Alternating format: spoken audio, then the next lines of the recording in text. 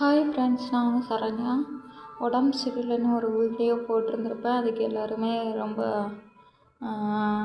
என்னுடைய சொந்த மாதிரி தெரிவிச்சிருந்தீங்க. உங்கள் கமெண்ட்டை அதுவாக இருக்கும் இதுவாக இருக்கும் அப்படின்லாம் சொல்லியிருந்தீங்க. அதெல்லாம் பார்க்கும்போது எனக்கு உண்மைக்குமே சொல்லப்போனால் ரொம்ப மனசு ரொம்ப சந்தோஷப்பட்டேன்.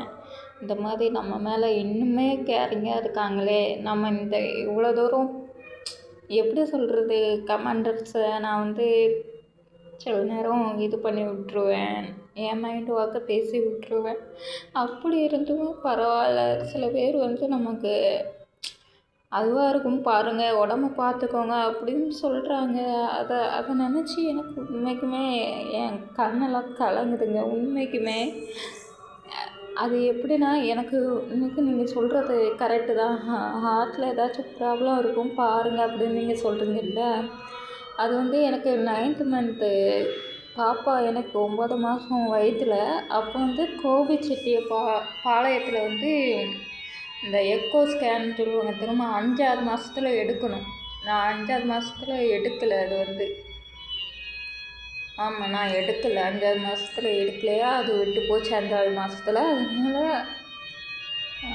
9ஆம் மாதத்துல நான் எடுக்கும்போது அது ஒரு எக்கு வச்சு தான் சொன்னாங்க. ஏதோ ஒன்று ஃபால்ட்டு இருக்குதுமா அப்படிங்கிற மாதிரி தான் சொன்னாங்க. இப்போ நீ மாதமாக இருக்கிறதுனால நீ எக்ஸ்ரே எடுக்க முடியாது அப்படின்னு சொன்னாங்க. ஆமாம், எக்ஸ்ரே எடுக்க முடியாது உனக்கு அப்படிங்கிற மாதிரி சொன்னாங்க. அதுக்கப்புறம் நான் பிரசவம் ஆகும்போதே எனக்கு நார்மல் டெலிவரிக்கு கோபிச்செட்டிப்பாளையத்தில் அலோவ் பண்ண மாட்டோம் அப்படின்னு சொன்னாங்க. கோயம்புத்தூர் தான் கொண்டு போகணும் அப்படின்னு சொன்னாங்க. அதையும் மீறி வலிக்குது அப்படின்னு நான் சொல்ல போய் தான் அவங்க வலி ஊசி போட்டு சரி என்ன தான் ஆனாலும் பரவாயில்ல அப்படின்னு சொல்லி நார்மல் டெலிவரி பண்ணாங்க. பரவாயில்ல, நம்ம இன்னமும் நினச்சோம் இந்த பிள்ளை பெற்றுருச்சு நார்மல் டெலிவரி அப்படின்னு. அங்கே இருக்கிறவங்க எல்லாம் ஆச்சரியப்பட்டாங்க. சரி பார்ப்போம், எப்போமாச்சும் எக்கோ மறுபடியும் எடுத்து இந்த ஏற்கனவே எடுத்து வச்சுருக்கு.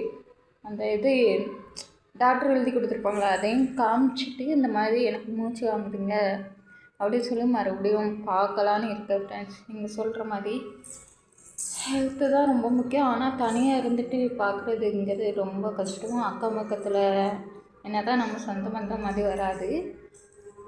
சரி பார்க்கலாம். ஆனால் எல்லோரும் சொன்னதுக்கு ரொம்ப நன்றிங்க. அக்கறை எடுத்து ரொம்ப தேங்க்ஸுங்க. லவ் யூங்க.